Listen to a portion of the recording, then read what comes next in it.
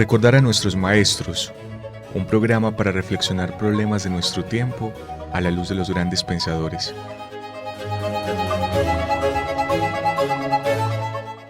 Dirección: Carlos Mario González, profesor de la Universidad Nacional de Colombia, sede Medellín.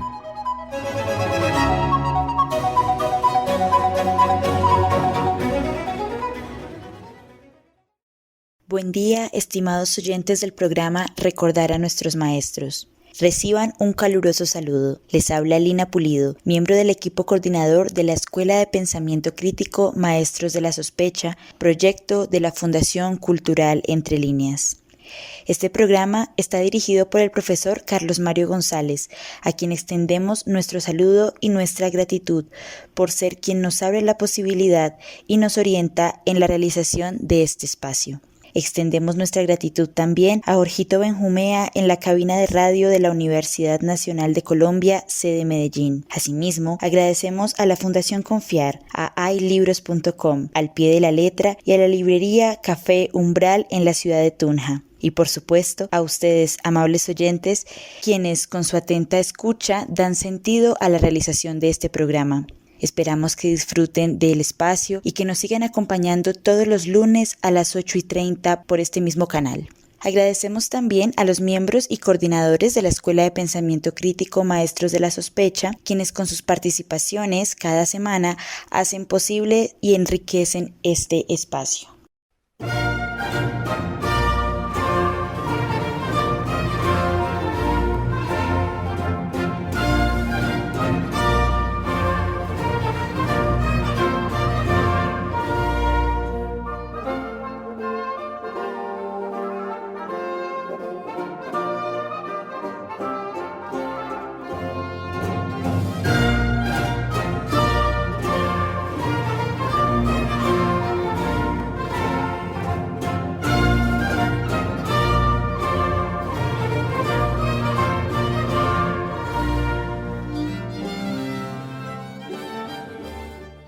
Estimados oyentes del programa Recordar a nuestros maestros, les damos la bienvenida al programa del día de hoy que hemos titulado Nietzsche, algunas implicaciones de la idea del eterno retorno. Durante los últimos 2 programas a propósito de Nietzsche, la pregunta estuvo girando en torno a la concepción de la historia y del olvido en este pensador. Específicamente en el programa anterior, recordábamos la importancia que tiene para la filosofía nietzscheana la necesidad de encarar la vida como la mezcla y como la lucha entre la búsqueda de la plenitud de la existencia y la conciencia de que dicha existencia también estará siempre habitada por la posibilidad de la fatalidad. Así, la idea de futuro debe estar siempre acompañada para Nietzsche de esa conciencia, y en ella es donde se refuerza la idea del temple de la voluntad en el sufrimiento para la mejor apreciación del disfrute. En este punto también es importante que recordemos que para Nietzsche la fatalidad no cobra el sentido que usualmente tiene en otras filosofías o para otros pensadores, es decir, este sentido de fatalidad como algo que es inevitable y casi siempre pesaroso o doloroso, sino más bien como aquello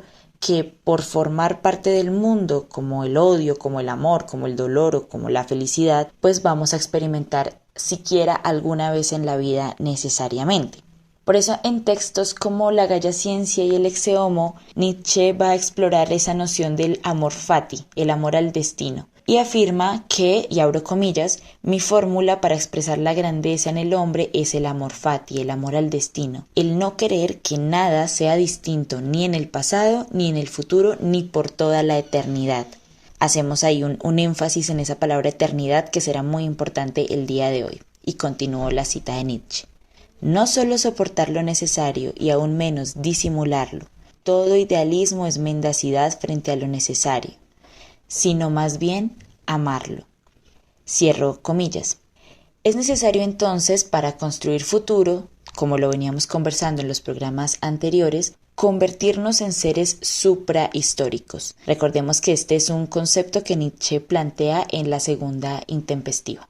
Es necesario entonces, para construir ese futuro, trazar el puente que nos permita unir esa fatalidad de la vida en el mundo de la cual no podemos evitar, con el amor que podemos dedicarle no solo a la fatalidad, sino a nuestra propia vida. De esta forma, Nietzsche nos enseña a amar la vida, que en sí misma no podemos cambiar porque ya es nuestra y es a la que damos cuerpo e historia con nuestros actos cotidianos, pero que en otros sentidos sí podemos transformar en función del lugar desde donde nos coloquemos con respecto a ella. Para intentar aproximarse a esta pregunta, que pues recordemos que parte del punto de nuestros actos cotidianos, y es esa pregunta por cómo estar seguros de que la propia vida se está llevando a partir de los principios y los valores más propios y no más bien arrastrada por los sistemas de valores y morales impuestas desde afuera y ajenas al propio sujeto. Entonces, para intentar pensar esa pregunta, como es ya habitual en su pensamiento, Nietzsche invita a la sospecha por todo lo tradicional, en especial por los modelos sociales y las instituciones, digamos, hegemónicas o que regulan más bien el comportamiento de los individuos. En sus preguntas y en sus planteamientos encontramos una discusión sobre las formas en que lo humano puede darse, más allá de aquello que se ha creído dado o propio de la naturaleza humana, y donde más bien es lo creativo, lo instintivo, lo que alcanza el mayor valor. Nietzsche se empeña entonces en plantear la idea de un sistema de valores diferente y opuesto al de la modernidad, especialmente opuesto al que ha impuesto el cristianismo. En su propuesta filosófica, esa conciencia del yo quiero se impone sobre el yo debo, como lo expresa Nietzsche tan bellamente en el discurso de las 3 transformaciones del espíritu en Así habló Zaratustra. Recordemos entonces este bello fragmento de este discurso. Abro comillas. ¿Quién es el gran dragón al que el espíritu no quiere seguir llamando Señor ni Dios? Tú debes, se llama el gran dragón. Pero el espíritu del león dice yo quiero. Tú debes le cierra el paso, brilla como el oro, es un animal escamoso y en cada una de sus escamas brilla áureamente el tú debes. Valores milenarios brillan en sus escamas y el más poderoso de todos los dragones habla así. Todos los valores de las cosas brillan en mí. Todos los valores han sido ya creados y yo soy todos los valores creados. En verdad no debe seguir habiendo ningún yo quiero. Así habla el dragón. Hermanos míos, ¿para qué se precisa que haya el león en el espíritu? Porque no basta la bestia de carga, el camello, que renuncia a todo y es respetuosa. Crear valores nuevos, tampoco el león es aún capaz de hacerlo. Mas crearse libertad para un nuevo crear, eso sí es capaz de hacerlo el poder del león. Crearse libertad y un no santo incluso frente al deber. Para ello, hermanos míos, es preciso el león. Tomarse el derecho de nuevos valores, ese es el tomar más horrible para un espíritu de carga irrespetuoso. En verdad, eso es para él robar, y cosa propia de un animal de rapiña. En otro tiempo, el espíritu amó el tú debes como su cosa más santa. Ahora tiene que encontrar ilusión y capricho incluso en lo más santo, de modo que robe el quedar libre de su amor, y para ese robo se precisa el león, que se afirma en el yo quiero. Hasta aquí ese pasaje de las 3 transformaciones del espíritu en Así habló Zaratustra. Vemos entonces la transformación del espíritu del ser humano hacia el superhombre y vemos que supone un camino o una condición necesaria, que está de un lado planteado por ese otro concepto nietzscheano que no abordaremos a profundidad el día de hoy, que es el concepto de voluntad de poder y que representa a grandes rasgos esa capacidad individual para actuar en búsqueda de un mejoramiento constante hacia el desarrollo y hacia la liberación de las potencias más propias de cada uno. Y de otro lado, otro concepto que es muy importante para entender ese camino que debe recorrerse hacia el superhombre es el concepto de eterno retorno, al que dedicaremos el programa del día de hoy y que aparece como un criterio de decisión, como un criterio que invita precisamente a la reflexión sobre el supuesto de que cada acción propia nuestra y sus consecuencias podrían repetirse una y otra vez eternamente. Es en este concepto donde centraremos nuestra atención en el programa del día de hoy. Del eterno retorno se han propuesto lecturas muy diferentes desde distintos autores, desde distintos filósofos que se han preocupado y se han inquietado por comprender qué fue lo que quiso decir Nietzsche con esta idea, teniendo en cuenta esa forma tan enigmática en que Nietzsche planteó el concepto y la forma en la que además fue desarrollándolo a lo largo de toda su obra, especialmente por la inquietud que causan esos fragmentos póstumos donde parece darle un viraje importante al concepto.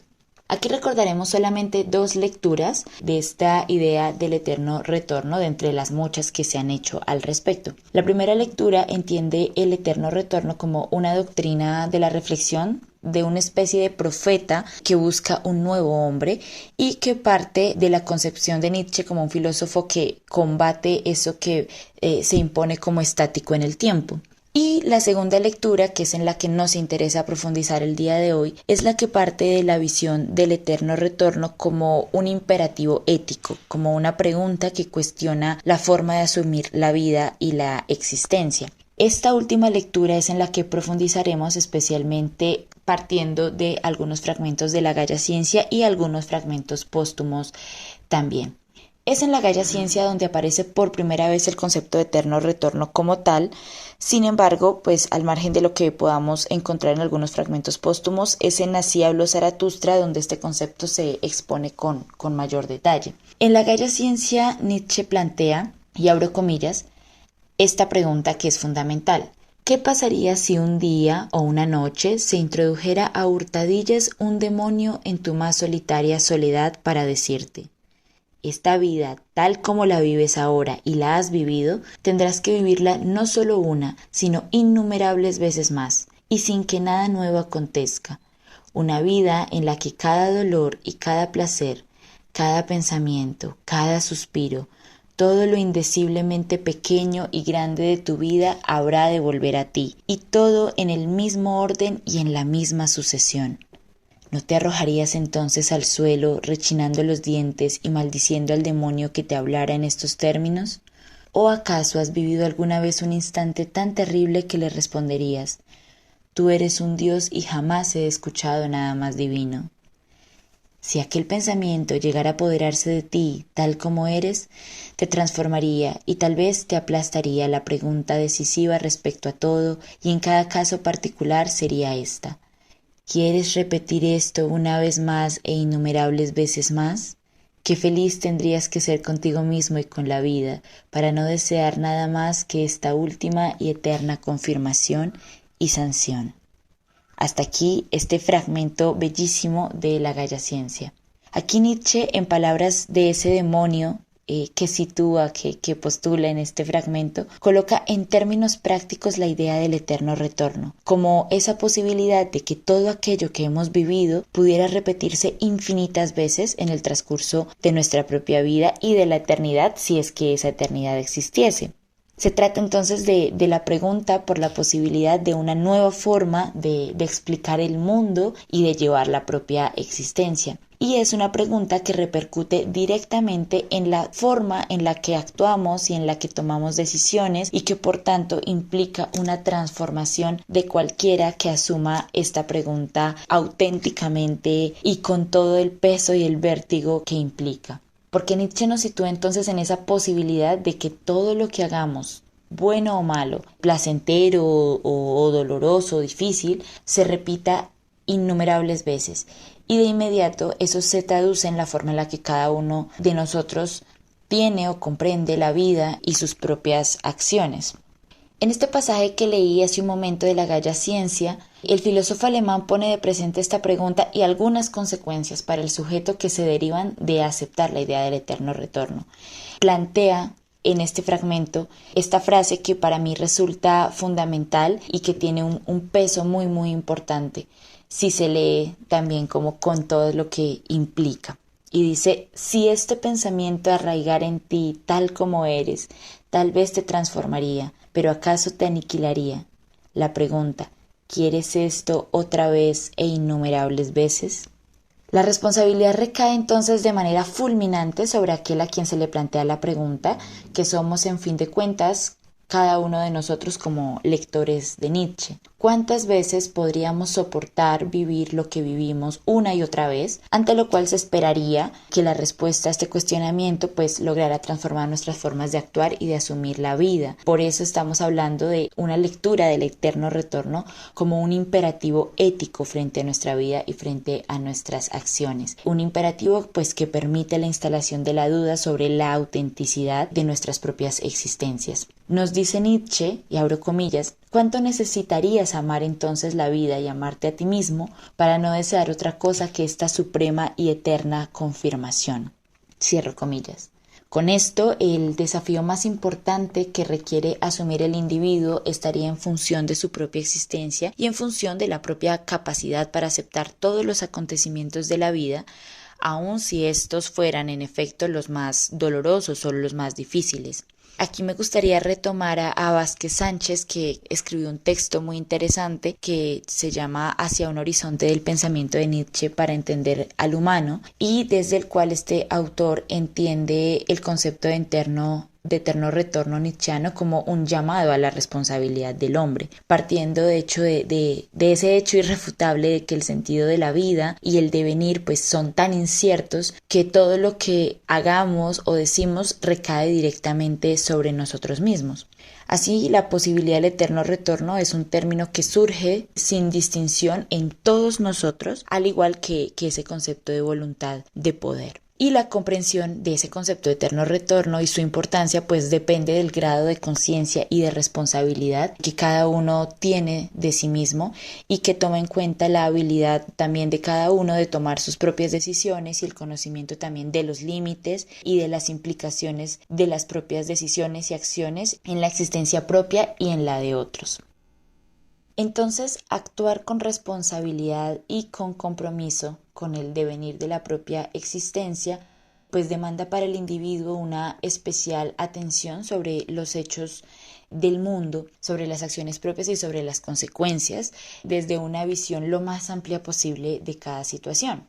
Esto quiere decir entonces que las decisiones y que la forma en la que podamos evaluar esas decisiones sobre si son pertinentes o no son pertinentes, sobre si somos auténticos o no somos auténticos, si estamos actuando siguiendo los principios o los valores impuestos desde afuera, especialmente recordando esa crítica que hace Nietzsche a la moral cristiana, que todas esas, que evaluar y juzgar esas decisiones y esas acciones pues dependen de tener cada uno una sutil sensibilidad de balanza, es decir, tener esa posibilidad siempre de estar sopesando, de estar evaluando y no asumiendo esas acciones y esas decisiones como algo pues ya dado, sino más bien haciéndose cargo del vértigo también que implica asumir la responsabilidad de la propia existencia. En los fragmentos póstumos que fueron publicados en 1881, Nietzsche hace muchas claridades respecto al concepto de eterno retorno, y este concepto va a aparecer bajo afirmaciones como las siguientes, abro comillas: no estar a la expectativa de bienaventuranzas y de bendiciones e indultos lejanos y desconocidos, sino vivir de tal manera que queramos vivir otra vez y queramos vivir así por toda la eternidad. Nuestra tarea se nos plantea entonces en cada instante. Cierro comillas y abro comillas para otro fragmento póstumo. ¿Cómo se le puede dar la significación a lo próximo, pequeño, fugaz? A.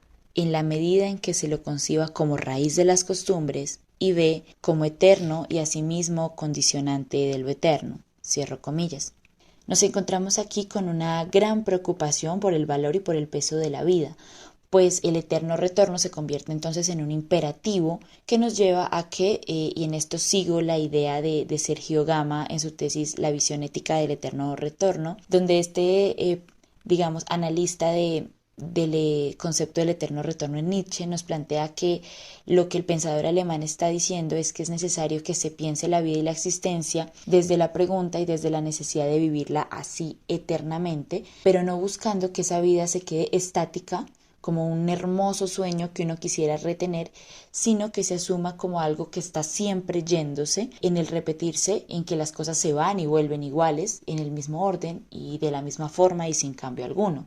Aquí es importante realizar la distinción entre lo que entiende Nietzsche por eternidad y lo que el cristianismo va a plantear con ese mismo término. Y es que la eternidad de la que Nietzsche nos habla está lejos de la eternidad cristiana, en que también se está fuera del pasar del tiempo y donde todo permanece estático e igual, sino que más bien apunta a que todo se ha visto como un movimiento, en que todo va y vuelve al sujeto con el paso de un tiempo que es otra cosa diferente, digamos, a la linealidad. Así entonces se piensa ese más acá en la posibilidad, en la pregunta, en la necesidad de vivirlo solo y buscando hacer de esa vida algo digno de ser eterno, de ser repetido una e innumerables veces. Y de este modo pues se ataca la idea o creencia de una vida para el más allá. Es decir, Nietzsche nos plantea una eternidad del más acá, mientras que el cristianismo nos plantea una eternidad del más allá. Con esta doctrina del eterno retorno, pues es imperativo vivir por esta vida, por la del más acá, y actuar para hacerla merecedora de ser eternizada, de ser repetida innumerables veces. Con la pregunta de si desearíamos que toda la vida se repitiera eternamente y la tarea de hacerla digna de ser eterna en su pasar, Nietzsche pues da un golpe y un giro a quien es cuestionado, a quien se permite cuestionarse por esta pregunta y le permite a ese individuo pues salirse de esa idea del más allá que es atemporal y que es quieto para entregarlo a un mundo más bien constante y a la necesidad también de ser consciente como del propio movimiento de la vida. Entonces es preguntando por la vida y por lo vivido que el eterno retorno pues logra penetrar en los sujetos que somos cada vez nosotros mismos y que impone esa necesidad de vivir como si fuera eterno. El eterno retorno aparece entonces en esa filosofía nietzscheana y desde una lectura ética del concepto como un imperativo, como una pregunta por el cómo debe ser la existencia de aquel que logra desprenderse de un más allá para vivir en esta vida queriendo que sea eterna y entendiéndola también en su fugacidad y en su totalidad y sin que nada pues le recrimine ni su pasado ni su futuro, sino más bien esa totalidad del propio existir.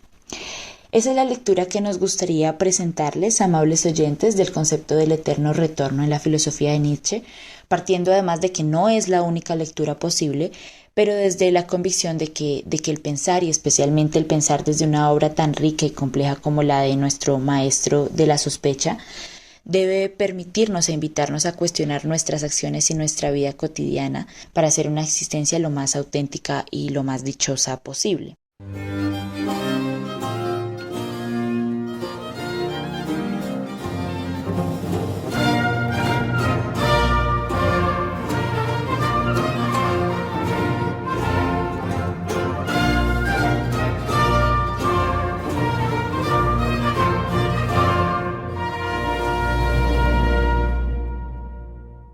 Les agradecemos entonces, queridos oyentes, su amable y atenta escucha y los invitamos a seguir acompañándonos en este espacio dirigido por el profesor Carlos Mario González Restrepo, a quien extendemos nuestro saludo y nuestro agradecimiento.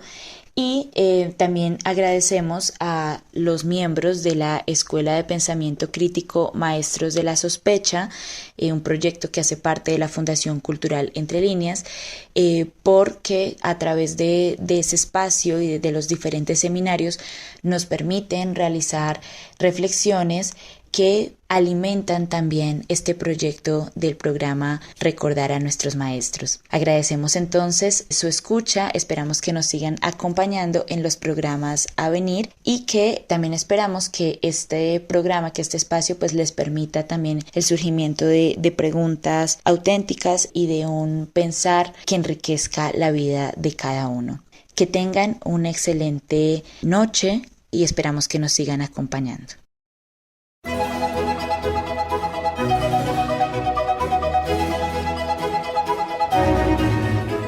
Recordar a nuestros maestros, un programa para reflexionar problemas de nuestro tiempo a la luz de los grandes pensadores.